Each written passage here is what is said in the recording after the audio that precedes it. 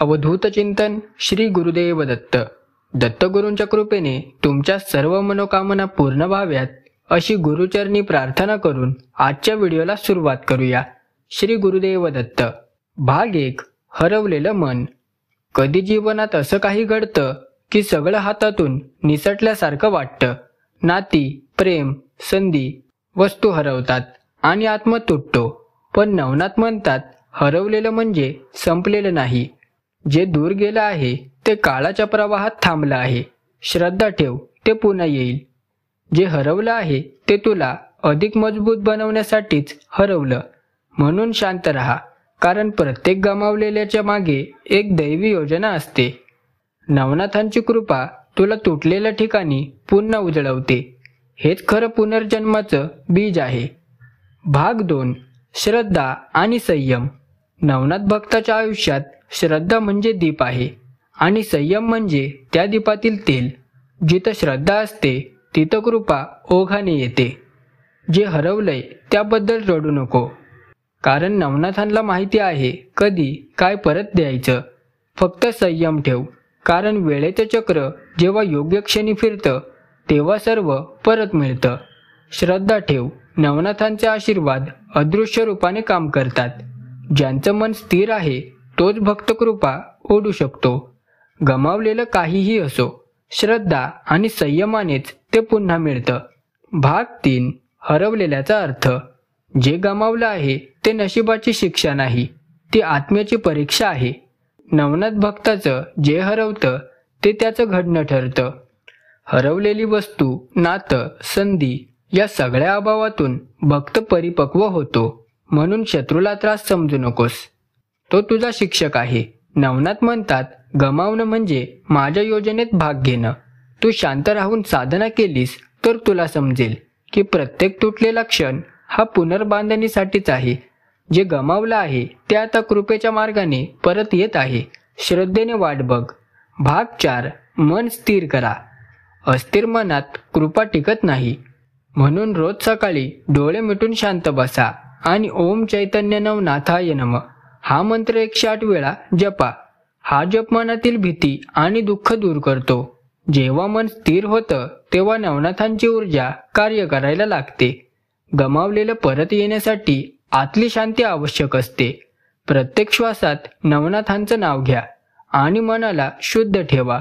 मन शांत झालं की विश्व तुमच्यासाठी मार्ग बनवतं.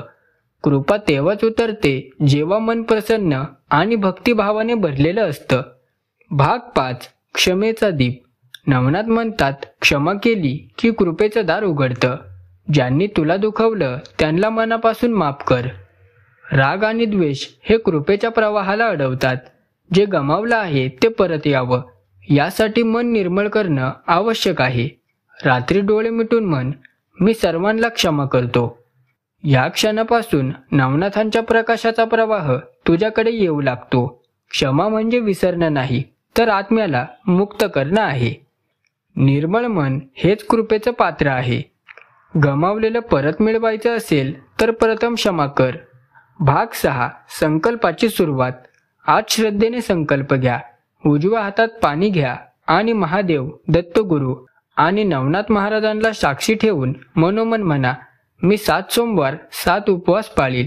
या काळात नवनाथ भक्तिसार अध्याय 1, 10 आणि 27 रोज वाचीन. हा संकल्प भक्ताच्या आत्म्याला नवतेज देतो.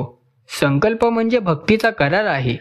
जेव्हा तू वचन देतोस आणि पाळतोस तेव्हा नवनाथ स्वतः तुमच्या कार्यासाठी सज्ज होतात.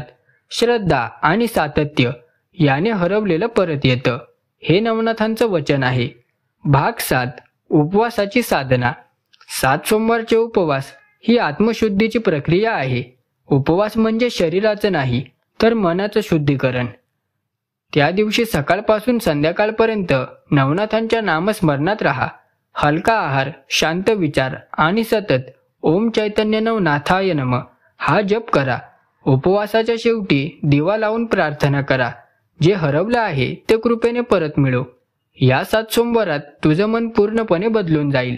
तुम्ही जसे शुद्ध होत जाल तसतसं नवनाथ तुमचा आसपासचा मार्ग साफ करतील. हरवलेलं परत येईल. भाग 8. अध्याय 1चे सामर्थ्य. नवनाथ भक्तिसारचा पहिला अध्याय म्हणजे नातेसंबंध सुधारण्याचं औषध आहे. जे तुटलं आहे, जे दूर गेलं आहे, ते पुन्हा जोडण्यासाठी हा अत्यंत प्रभावी आहे. रोज शांत मनाने तो वाचा आणि प्रार्थना करा, नवनाथ महाराज, माझं नातं पुन्हा प्रेमाने फुलू द्या. वाचन करताना डोळ्यात श्रद्धेचे अश्रू असेल तर तोच कृपेचा संकेत असतो. अध्याय 1 तुमच्या मनातील प्रेम जागं करतो, अहंकार वितळवतो आणि नात्यांमध्ये समजूत आणतो. जे दूर गेलं आहे ते परत येऊ लागतं. भाग 9 अध्याय 10ची साधना. अध्याय 10 म्हणजे आत्मशक्तीचा जागर. हरवलेलं सामर्थ्य परत मिळवण्यासाठी हा अध्याय वाचा. यात दैवी बल आणि संयमाचं रहस्य आहे. रोज वाचण्यापूर्वी म्हणा, माझं आत्मबल परत मिळव. जेव्हा तुम्ही नियमित वाचन करता तेव्हा तुमच्यातील दुर्बलता नाहीशी होते. नवनाथांची ऊर्जा तुमच्यात झरते आणि तुम्ही पुन्हा आत्मविश्वासाने भरता. गमावलेलं सामर्थ्य परत मिळालं की आयुष्य पुन्हा गतिमान होतं. अध्याय 10 हे आत्मप्रकाशाचं दार आहे. तोच मार्ग तुमचं भाग्य पुन्हा उजळवतो, नवनाथांच्या कृपेने. भाग 10 अध्याय 27चं महत्त्व. अध्याय 27 हा अधिकार आणि गमावलेल्या वस्तू परत मिळवण्याचा अध्याय आहे. जो भक्त श्रद्धेने तो वाचतो त्याचं हरवलेलं परत येतं. वाचनानंतर नवनाथांना प्रार्थना करा, म्हणा, माझं हरवलेलं मला कृपेने परत मिळव. हा अध्याय अदृश्य शक्ती जागृत करतो, जी योग्य गोष्ट परत तुमच्याकडे खेचते. अनेक भक्तांनी अनुभव घेतले आहेत. हरवलेली वस्तू, हरवलेला अधिकार, संधी, पैसा किंवा प्रतिष्ठा पुन्हा मिळाली. अध्याय 27 म्हणजे नवनाथांचं वचन, माझ्या कृपेने काहीही हरवत नाही. भाग 11 महादेव दत्त नवनाथ प्रार्थना. संकल्पाच्या वेळी उजव्या हातात पाणी घेऊन महादेव, दत्तगुरू आणि नवनाथ महाराजांना साक्षी ठेवून मनोमन म्हणा, माझं हरवलेलं मला परत मिळव, माझं नातं पुन्हा फुलो. ही प्रार्थना आत्म्याला स्थिर करते. त्या पाण्यात तुमची इच्छा विश्वात प्रवाहित होते.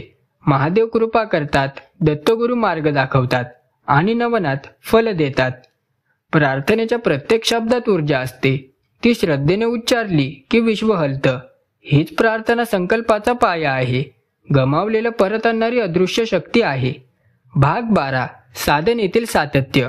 साधना एकदा सुरू केली की ती अखंड चालवणं महत्त्वाचं आहे. काही दिवसातच थांबू नका. 7 सोमवार नवनाथ भक्तिसार वाचन आणि जप सुरूच ठेवा. जप करताना वेळेचं भान न ठेवता केवळ भावना ठेवा. सातत्य हेच नवनाथांची परीक्षा आहे. तुम्ही सातत्य राखलं की कृपा निश्चित होते. साधनेत मन विचलित झालं तरी थांबू नका. जे थांबत नाहीत त्यांनाच नवनाथ स्वीकारतात. गमावलेलं परत येण्यासाठी सातत्य म्हणजे सर्वात मोठं अस्त्र आहे. विश्वास आणि नियमितता यांनीच कृपा ओघाने उतरते. भाग 13 संकेत आणि चिन्ह. नवनाथ महाराज थेट बोलत नाहीत, ते संकेत देतात. कधी स्वप्नात दर्शन, कधी एखादी ओळ किंवा अचानक मनात आलेला विचार, हे सर्व संकेत असतात. साधना करत असताना लक्ष ठेवा. एखादी ओळ मनात घुमली, एखादं नाव दिसलं व जुनं आठवलं, हेच सूचक संदेश आहेत की कृपा कार्य करते. संकेत ओळखणं म्हणजे संवाद साधणं. नवनाथ सांगतात, मी तुला थांबवलं नाही, फक्त तयार करतो. म्हणून सगज राहा, कारण जे हरवलं ते आता तुझ्याकडे चालून येत आहे. भाग 14 पुनर्जन्माचा क्षण. 7 सोमवारांचा संकल्प पूर्ण होताना तुझं मन नव्यानं जन्म घेतं. ज्या ठिकाणी तू तुटलास किंवा तुटलीस तिथं आता प्रकाश उगवतो. नवनाथ तुमच्या मनात शांतता भरतात आणि हरवलेलं परत आणतात. आता तू तोच नाही जो हरवलेला तुटलेला होता, तू तो आहेस जो कृपेने पुन्हा उभा राहिला आहेस. नवनाथ भक्ताचं हेच फल आहे. तो हरवलेलं जिंकतो आणि आत्म्याचा पुनर्जन्म घेतो. श्रद्धा, संयम आणि संकल्प यांनीच तो दैवी मार्ग खुला करतो. हा क्षण तुमच्या नव्या जीवनाचा प्रारंभ आहे. 7 सोमवार झाली, 7व्या सोमवारी नैवेद्य नक्की दाखवा. भाग 15 कृपेचं फल. 7 सोमवार, 7 उपवास आणि नवनाथ भक्तिसार अध्याय 1, 10, 27 यांचं वाचन केलंस की कृपेचं फल आपोआप दिसू लागतं. नातेसंबंध नीट होतात, हरवलेली वस्तू मिळते आणि मन शांत होतं. हा अनुभव सांगतो नवनाथांचा मार्ग खरा आहे. ही साधना केवळ उपाय नाही, ती आत्मशुद्धी आहे. नवनाथांना सांगा, माझं सर्व काही तुमचं आहे. इतकंच पुरेसं आहे, कारण जेव्हा तू स्वतःला अर्पण करतोस तेव्हा विश्व तुम्हाला परत देतं ते सगळं जे तुम्ही गमावलं होतं. हा व्हिडिओ तुम्हाला कसा वाटला कमेंट करून नक्की कळवा. व्हिडिओ आवडला असेल तर व्हिडिओला एक लाईक आणि चॅनलला सबस्क्राईब करायला विसरू नका. तर चला भेटूया लवकरच पुढच्या व्हिडिओत.